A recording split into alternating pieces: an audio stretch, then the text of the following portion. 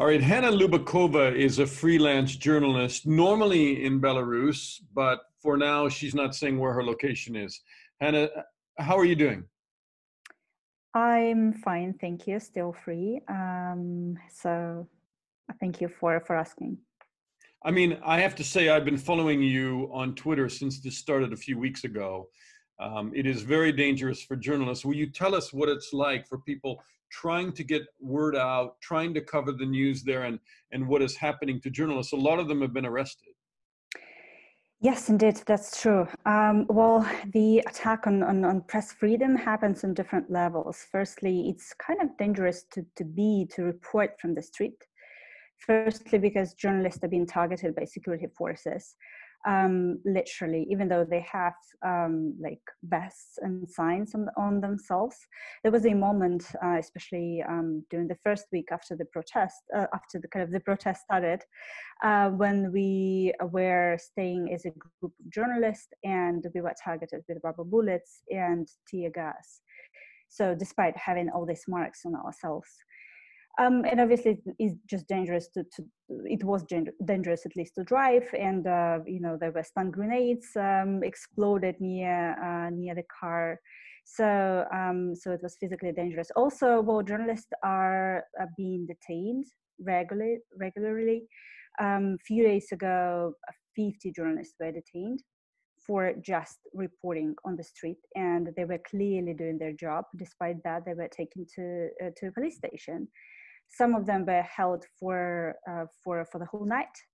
Some of them were released quite soon. And after that, there was this situation when basically 17 journalists who work for foreign media outlets, such as the BBC, Radio Free Europe, AFP, AP, were revoked their press accreditation. So some of them who were not Belarusians, they were Russians, they had to flee the country. They had to they were forced to leave the country. So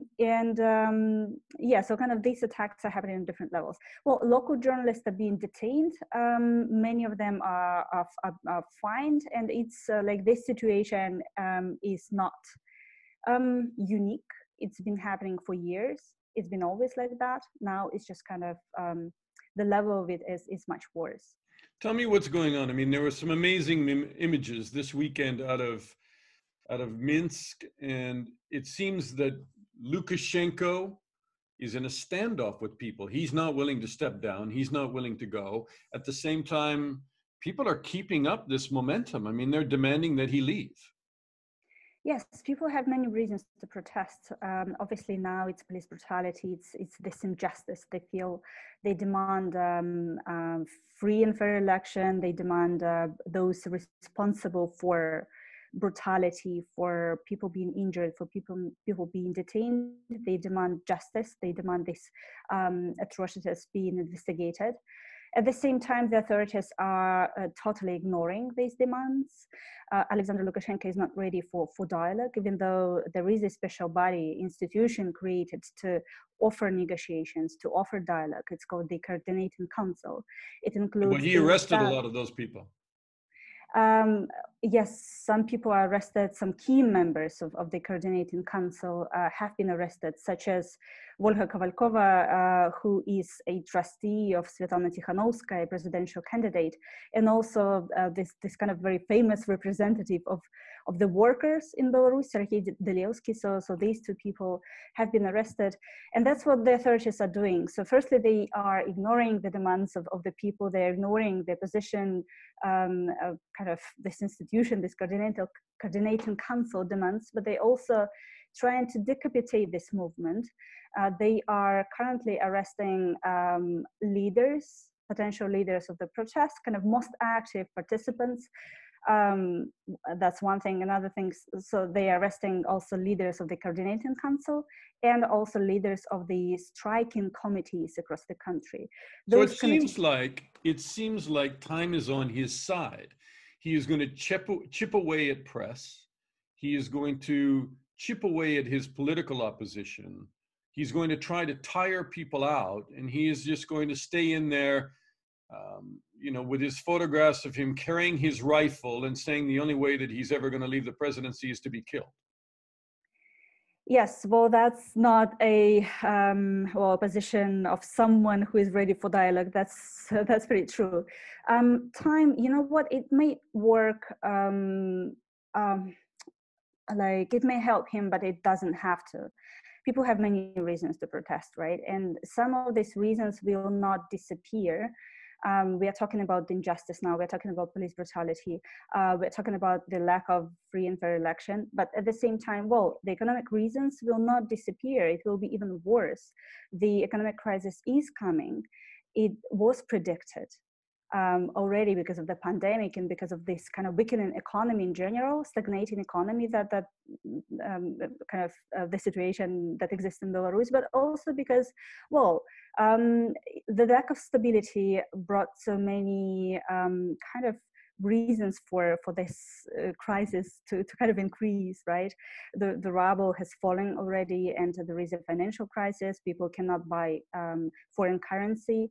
So it will be worsening, and which means that there will be more reasons for people to come up to the streets in the future, even though now they might be tired or they will get tired.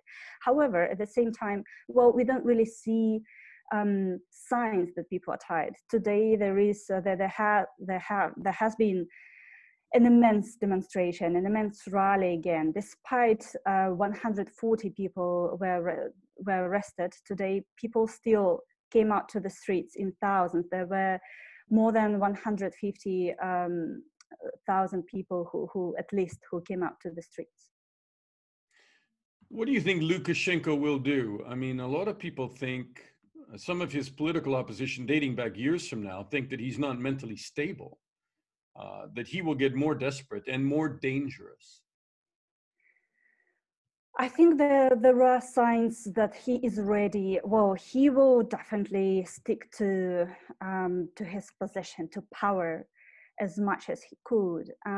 We've already seen some of the most acute police violence that never happened before, at least to this extent. It obviously provoked a lot of anger, but a lot of fear as well. People were not ready. Well, these are peaceful protesters, and it was completely unjustified. That this was too extensive. Like, this was not. There were no reasons. Well, there are never reasons for this, but like, well, people are peaceful.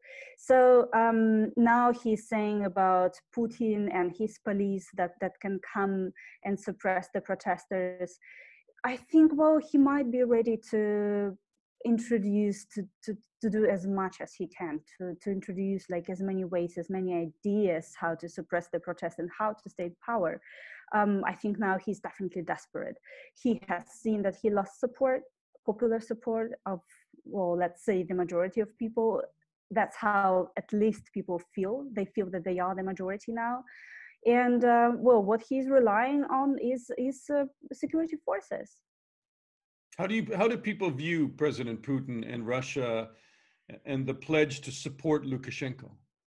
If anything, I think that people who were not naive, but who had some impressions that Putin might be, I don't know, a good leader or Russia is a good neighbor, I think they lost this this kind of impression already, because since Putin accepted he said that the result of the election was fine, was free and fair. I think it kind of made a lot of people here in Belarus angry, and they definitely. Well, Belarusians want to be independent, right? And they want to preserve good connections with Russia and the West, but with Russia as well. But they don't want to be part of Russia. There were numerous sociological polls, research that actually said about that. So at the same time now, since, well, Putin promised to send police and law enforcement to Belarus, I think, well, many people kind of got disappointed. Those, I mean, who were, who had some kind of good impressions about Russia or Putin. And well, I kind of keep hearing this, that people who were supportive of Putin, he said that, they said that. Why do you think the security forces are sticking with ex-President Lukashenko? Because really he didn't win the election properly. So a lot of the European Union doesn't recognize him as a democratically elected president, but I mean, he is still in office. Why do you think his security forces are supporting him, and where will the crack come? I mean, when will they leave him? It's a very good question when they might leave him. Let's wait until this economic crisis, until we see, understand the scale of it, of what is coming. I think, well, perhaps not security forces, but definitely parts of the elite, of the nomenclatura, might actually give another thought about Lukashenko and about the support that they give him once this economic crisis comes. As to security forces, well, they don't really have any alternative. They are so much into this now. There were crimes, and Lukashenko kind of promised to, or at least he showed that he's not, he will support them.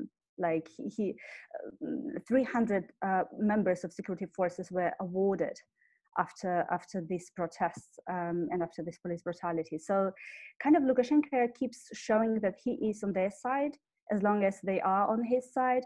And since there were Well, crimes already. he needs them. That's the last line of defense for him.